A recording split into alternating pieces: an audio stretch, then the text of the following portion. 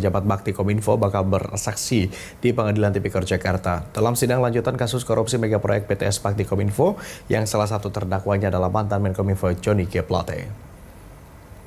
Ketiga saksi yang dihadirkan antara lain Senior Manajer Implementasi Bakti Kominfo Erwin Kurniawan, Kepala Divisi Pemberdaharaan dan Investasi Bakti Kominfo Puji Lestari, dan Kepala Divisi Backbone Kuntoro Prayudi.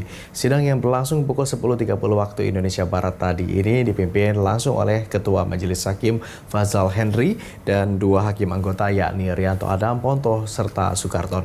Sebelum memanggil para saksi, hakim lebih dulu menanyakan keadaan dan kesiapan terdakwa Johnny Plate untuk menjalani sidang.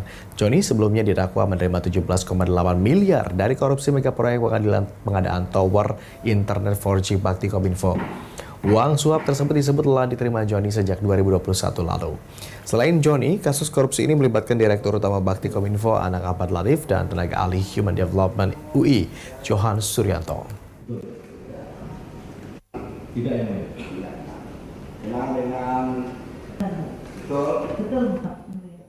Dan pemirsa, untuk informasi lebih lengkap mengenai sidang lanjutan kasus suap proyek Bakti Kominfo dengan terdakwa Johnny Plate, kita segera bergabung dengan rekan Ihsan Ahli dari Pengadilan Tipikor Jakarta. Ihsan, seperti apa jalannya sidang hari ini, Ihsan? Ya, baik, selamat siang Agung dan pemirsa BTV. Sidang lanjutan terhadap korupsi pembangunan Menara BTS yang menjerat ex-Menteri Kominfo Johnny G. Plate, ex-Dirut Bakti Kominfo Anang Ahmad Latif, beserta tenaga ahli dari Development Universitas Indonesia Johan Suryanto baru saja digelar kurang lebih pada pukul 10.30 waktu Indonesia Barat dengan menghadirkan 3 saksi. Saat ini masih mendengarkan kesaksian dari Senior Manager Implementasi Bakti yakni Erwin Kurniawan. Hakim sepanjang persidangan tadi menanyakan kepada Erwin terkait perannya dalam hal evaluasi maupun monitoring terhadap survei berbagai titik-titik untuk pembangunan tower Menara BTS, dan terungkap beberapa fakta yang mencengangkan dan sekaligus menarik untuk diungkap di muka persidangan.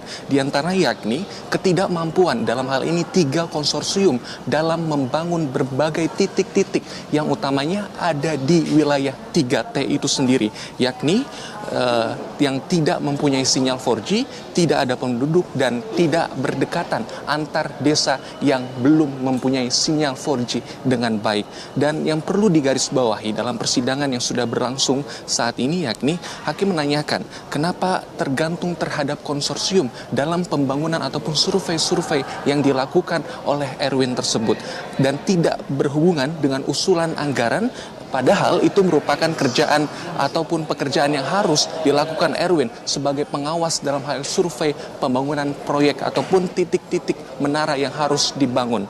Dan selain itu juga perlu titik BTS juga perlu diperhatikan supaya hakim menekankan bahwa harusnya pembangunan tower BTS ini harus terbebas dari keterbatasan sinyal sesuai dengan harapan dari Presiden Joko Widodo yang menekankan bahwa daerah-daerah terpencil harus benar-benar terakumulasi begitu sinyalnya, bukan hanya kepada daerah perkotaan namun juga daerah pedesaan itu sendiri.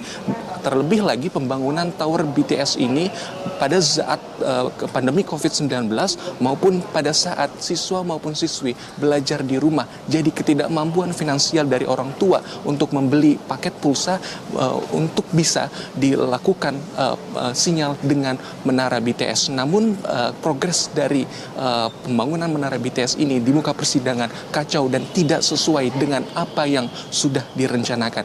Misalnya pada tahap 1 saja hanya ada 4.200 titik survei.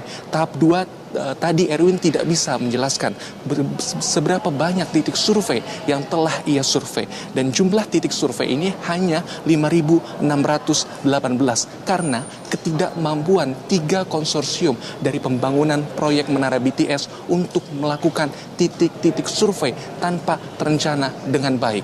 Agung. Baik, Ihsan Ali, terima kasih atas laporan Anda. Tadi sudah disampaikan beberapa poin-poin yang digali begitu dari persidangan ini. Terima kasih. Selamat kembali bertugas, Ihsan Ali.